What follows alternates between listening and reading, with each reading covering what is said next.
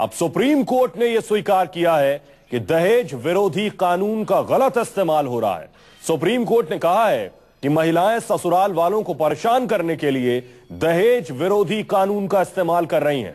Supreme court ने police को हिदायत दी है कि दहेज संबंधी मामलों में पति और उसके रिश्तेदारों की गिरफ्तारी तभी की जाए जब वो जरूरी हो। कोर्ट ने कहा कि गिरफ्तारी तभी की जाए जब इस बात के पर्याप्त सबूत हों कि आरोपी के आजाद रहने से मामले की जांच प्रभावित हो सकती है। सुप्रीम कोर्ट ने दहेज उत्पीड़न के मामले में बड़ी तादाद में हो रही गिरफ्तारियों पर चिंता प्रकट की है। अदालत ने कहा कि दहेज उत्पीड़न से जुड़ा मामला गैर जमानती है, इसलिए लोग इसे हथियार बना लेते हैं। अदालत ने यह भी कहा कि दहेज विरोधी कानून इसलिए बनाया गया ताकि महिलाओं को उत्पीड़न से बचाया जा सके, लेकिन कई बार लोग इसे गिरफ्तारी का हथियार बना लेते हैं।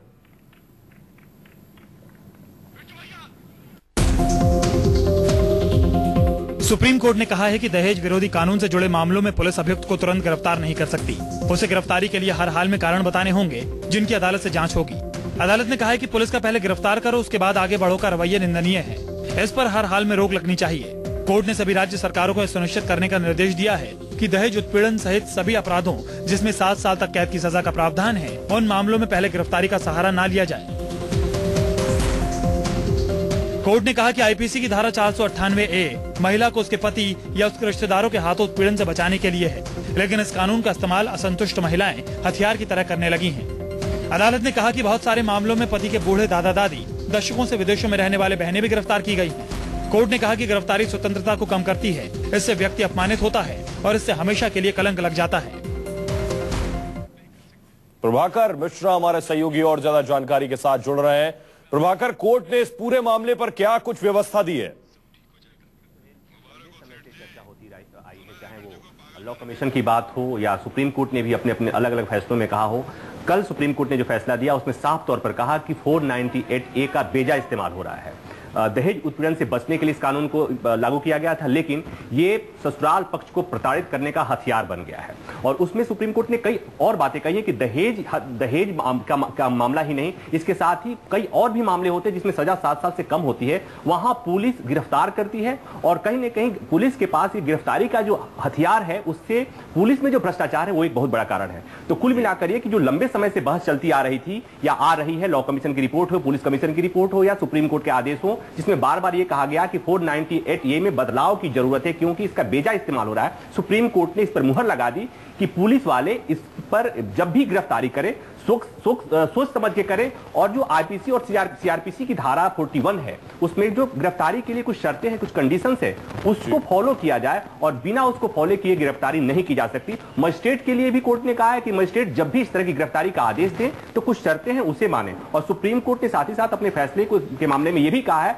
कि जो सुप्रीम कोर्ट का फैसला है, राज्यों को भेजा जाए, राज्य सचिवों को भेजा जाए, तमाम मजिस्ट्रेट्स को भेजा जाए, ताकि लोगों में इस बात की जानकारी पहुंचे कि दहेज के मामले में जैसे ही अब तक की व्यवस्था है कि दहेज के मामले में जैसे ही मामला दर्ज होता है 498A में, पुलिस पहुंचती है और उसमें जितने लोगों का नाम होता है, चाहे उसमें जो आरोपी हो वो 98 साल का आदमी हो, आरोपी, उस मामले में भी पुलिस उसे बिस्तर से उठाकर लाती है और थाने में लॉकअप में बंद करती है। तो कुल मिलाकर ये कि सुप्रीम कोर्ट ने माना है कि ये एक ऐसा हथियार है जो बहुवे ससुराल पक्ष को प्रताड़ित करने के लिए इस्तेमाल करने लगे हैं, और पुलिस में व्याप्त भ्रष्टाचार के पीछे भी एक बहुत बड़ी सुप्रीम कोर्ट ने प्रभाकर यह भी माना है कि बेशक ये कवच के तौर पर 1983 में अमेंडमेंट कर 498 जोड़ा गया था, लेकिन अब उसे महिलाएं और पत्नियां हथियार की तरह इस्तेमाल करने लगी हैं।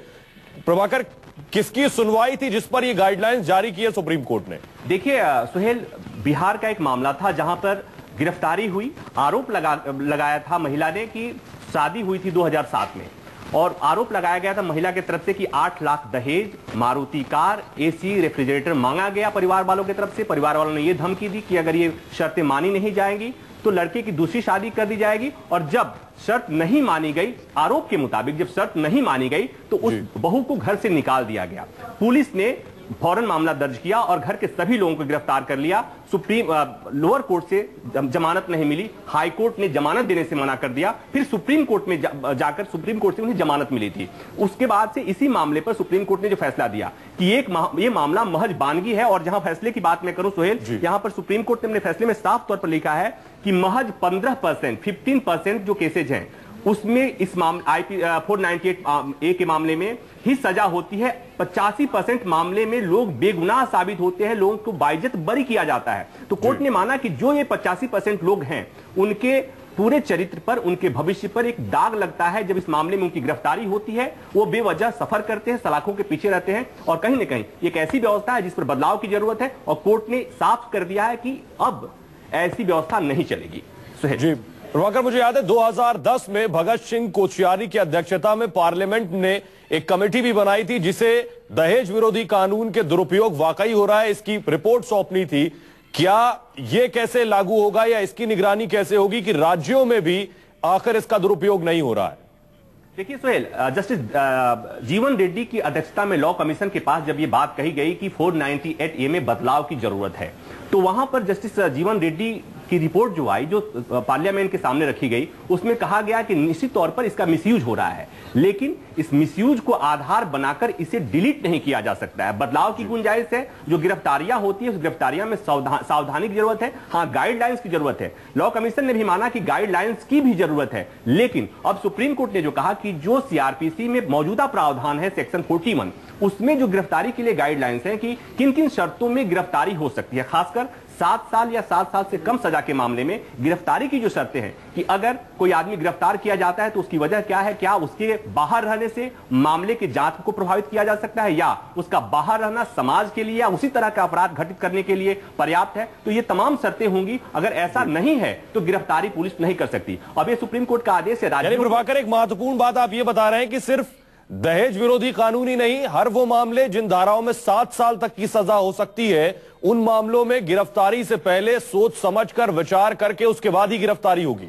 तौर पर सुहेल, और कोर्ट ने जो बात कहा है कि पुलिस जब भी किसी मामले में कोई कंप्लेन दर्ज होता है, पुलिस जाती है और सामने वाले को, आरोपी को उठाकर लाती है, और उसके बाद ये जो पुलिस ने ये मान लिया है कि पुलिस के पास ये पावर है, अप्रतिम पावर है, उसका मिसयूज होता है, और बाद में जब कोई आदमी थाने में लॉकअप में बंद होता है, वहां पर मोल जोल होता है, और कोर्ट ने साफ तौर पे कहा है कि ये गिरफ्तारी का जो हथियार पुलिस के पास है, इसके चलते पुलिस व्यवस्था में भ्रष्टाचार भी मौजूद है और इसे पर रोक लगाए जाने की जरूरत है। एक बहुत बड़ी बात, पुलिस सुधार के लिए भी समय समय पर बातें होती रही कि कैसे पुलिस में व्याप्त भ्रष्टाचार को मिटाया जाए, और उसमें जो सुप्रीम कोर्ट ने अपने फैसले में, इस मौजूदा फैसले में जो इंगित किया है कि पुलिस भ्रष्टाचार में जो पुलिस में मौजूदा जो भ्रष्टाचार है, उसके पीछे एक बहुत बड़ा कारण है कि पुलिस के पास, पुलिस को एक अधिकार दिया जाना कि जब भी कोई मामला जाता है, पुलिस किसी को आती है, उठाती है, लॉकअप में बंद कर लेती है, और उसके बाद मोल जो शुरू होता है, ये शुरू होता है कि इतना मिल जाए तो छोड़ देंगे। ये तमाम बातें हैं जो कहीं ना कहीं सुप्रीम कोर्ट के इस फैसले से ये लगता है कि समय आ गया है कि मौजूदा कानून में, मौजूदा व्यवस्था पर सोच विचार कर फैसला होना चाहिए। और भाकर, आपको रोकेंगे, हमारे साथ ऐश्वर्या भाटी वरिष्ठ एडवोकेट जुड़ रही हैं। ऐश्वर्या जी, साल 2012 में धारा 498A के तहत 1,97,000 से ज्यादा गिरफ्तारियां हुई थी। कोर्ट का कहना है कि 15% लोगों को ही सजा होती है, 85% लोग छूट जाते हैं या बेगुनाह होते हैं। आप मानती हैं जो व्यवस्था सुप्रीम कोर्ट ने दी है वो सही है? जी, मेरे हिसाब से ये सुप्रीम कोर्ट ने जो व्यवस्था दी है, ये इस सच्चाई को ही पूरी तरह मद्देनजर रखते हुए दी है, क्योंकि कानून का मिसयूज उसके प्रोसीजर की वजह से हो रहा था। जो ये बिल्कुल सही चीज की है कोर्ट ने, क्योंकि देश की सर्वोच्च न्यायालय अगर इस सच्चाई से आंखें मूंद के जो हो रहा है उसको होने देती, तो ये एक बहुत ही गलत सिग्नल और गलत परंपरा और गलत प्रोसीजर को बढ़ावा देती समाज में। अल्टीमेटली नुकसान तो समाज का ही हो रहा था। तो मेरे हिसाब से तो एक बहुत पॉजिटिव स्टेप है जो सर्वोच्च न्यायालय ने दिया है, और ये बिल्कुल सही टाइम पर आया है। ऐश्वर्या जी, आप मान रही बहुत पॉजिटिव स्टेप है, लेकिन बड़ा सवाल ये कि धारा 498A का गलत इस्तेमाल और दुरुपयोग सिर्फ पत्नियां कर रही थी, या फिर वो लोग भी इसके लिए जिम्मेदार हैं जिन पर कानून लागू करने की जिम्मेदारी है, यानी पुलिस वाले? देखिए, पुलिस के जो एनफोर्समेंट एजेंसीज हैं, उनके मामले में तो अभी बहुत सारे लूज एंड्स हैं, तो उनका इशू तो एक बड़ा ही अलग इशू है जिसपे बड़ी कई चीजों की जरूरत है। लेकिन आप एक इम्पोर्टेंट चीज ये समझिए कि दुरुपयोग जो होता है 498A का, ये तो ट्रायल जो हमारी जो जुडिशियल प्रणाली है, ट्रायल के बाद में उसका दुरुपयोग होने का कोई चांस नहीं रहता।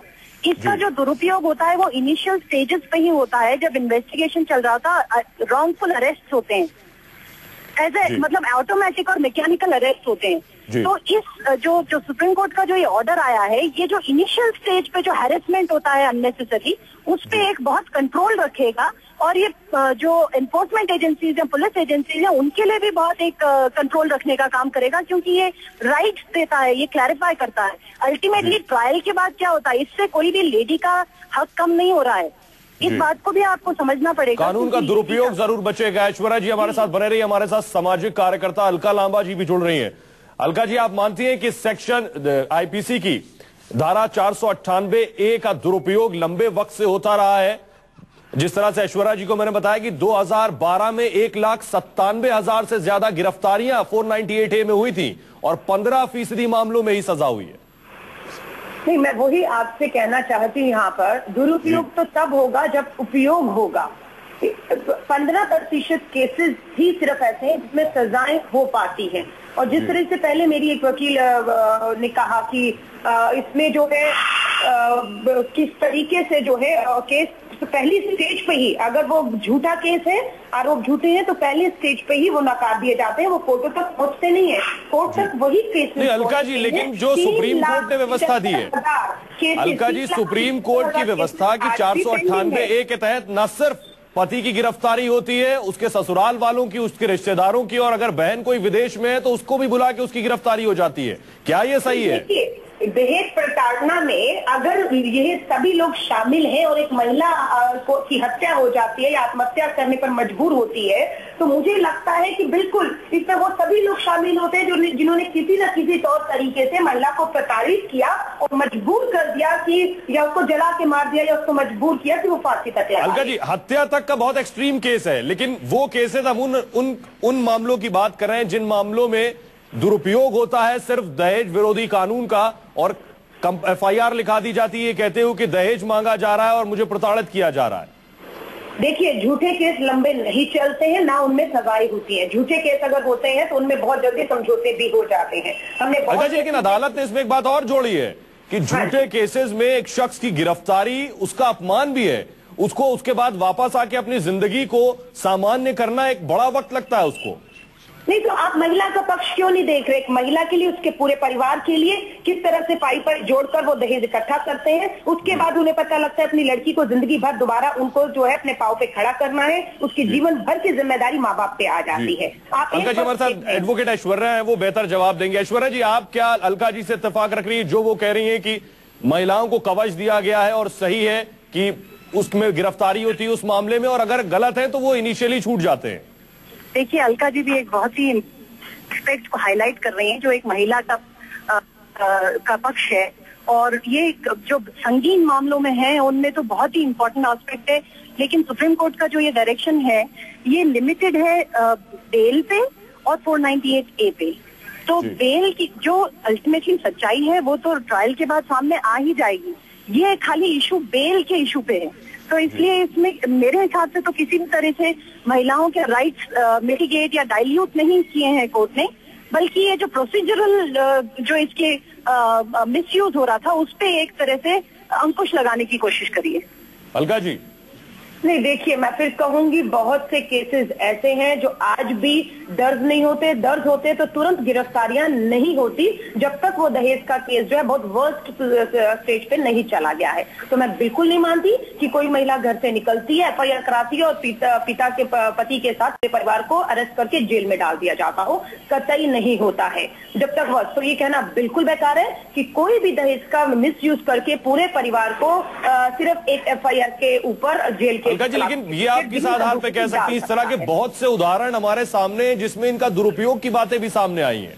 नहीं, देखिए, अगर दुरुपयोग होता भी है और अदालत ये कहती है कि भले ही एक बेगुनाह छूट जाए, एक कसूरवार छूट जाए भले ही, लेकिन किसी बेगुनाह को सजा नहीं होनी चाहिए। देखिए, यही कहावत को बदलने की जरूरत है, क्योंकि सबसे बड़ा मैं यही कहूंगी इसको। अगर मैं जो हमारे आज बलात्कार के केस हो रहे हैं, आप कहते हैं एक बलात्कारी बच जाए लेकिन निर्दोष को सजा ना हो जाए, और वही बलात्कारी फिर 4 बलात्कार करके अपराध को बढ़ावा देते हैं। और मुझे लगता है उदाहरण पेश किए जाने चाहिए। अगर उदाहरण पेश किए गए होते, इस कानून का सही इस्तेमाल किया गया होता, तो आज दहेज की हत्याएं इस देश में खत्म हो चुकी होती। जो आज हर रोज अखबार उठाएं तो आपको लड़की जो है दहेज की बलि चढ़ते हुए दिख रही है आज भी अखबारों में। ऐश्वर्या जी, आप इत्तेफाक रखती हैं अलका जी जो कुछ कह रही हैं? बिल्कुल, अलका जी जो कह रही हैं वो एक अलग परिप्रेक्ष्य में पूरी तरह सटीक और सही है, पर 498A और बेल के मामलों में मैं इनसे इत्तेफाक नहीं रखती हूँ। जी, आप अपनी वजह बताएंगे ऐश्वर्या जी? अलका जी भी कह रही हैं कि जरूरत है कि पहले एक स्ट्रॉन्ग मैसेज दिया जाए, उसके बाद इस तरह की जो मामले हैं, जो घटनाएं वो कम होंगी। देखिए, स्ट्रॉन्ग मैसेजेस ऑलरेडी हैं। ये जो कानून है ये पुरुषों को अवेलेबल नहीं है हमारे समाज और व्यवस्था में। ये महिलाओं के लिए ही स्पेशल कानून है, और खाली ये 498A की ही बात नहीं है। हमारे आपराधिक कानूनों में कई ऐसे कानून हैं जो महिलाओं की स्पेशल सुरक्षा के लिए और उनकी समाज में जो पोजीशन है उसको बेटर और सिक्योर करने के लिए बनाए हैं।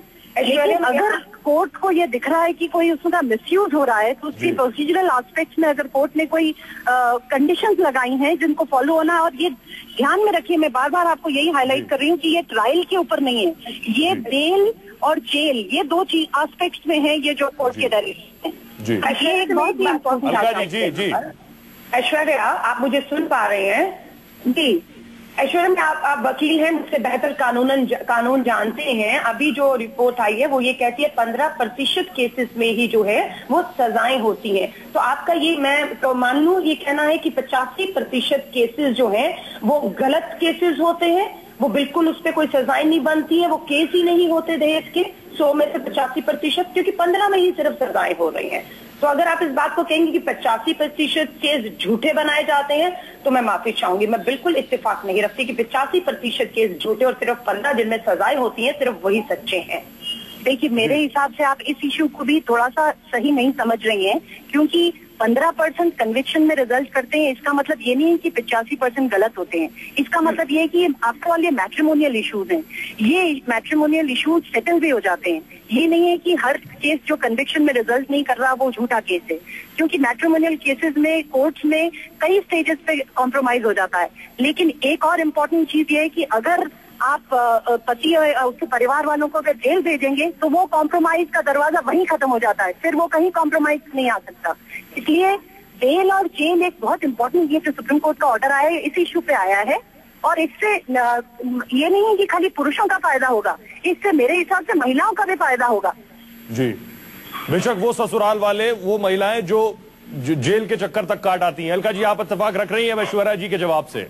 नहीं, मेरे पास हजारों केस हैं, मैं रोज महिलाओं को सुनती हूँ। महिला आयोग जा रही हैं, महिला सेल जा रही हैं, घर से निकाल दिया गया है, बच्चों से मिलने नहीं दिया जा रहा है, दहेज के केसेस है, कोई सुनवाई नहीं है। मैं आपको पूरी लिस्ट कहें तो मैं उन महिलाओं की दे सकती हूँ जिनसे सुबह और शाम हम लोग और ऐश्वर्या जैसी जो एडवोकेट हैं वो मदद करती हैं और जूझ रही हैं। मैं इत्तेफाक नहीं रखती हूँ। एक आधा प्रतिशत केस जरूर हो सकता है जहाँ दुरुपयोग है, मैं कहती हूँ बिल्कुल वो दूध का दूध पानी का पानी होना चाहिए। हो सकता है कुछ महिलाएं बहुत एक्सट्रीम में जाकर इस तरह से जो है करती होंगी केसेस। अलका जी, बहुत बहुत शुक्रिया न्यूज 24 से बात करने के लिए। ऐश्वर्या भाटी, आपका भी बहुत बहुत शुक्रिया अपनी राय रखने के लिए।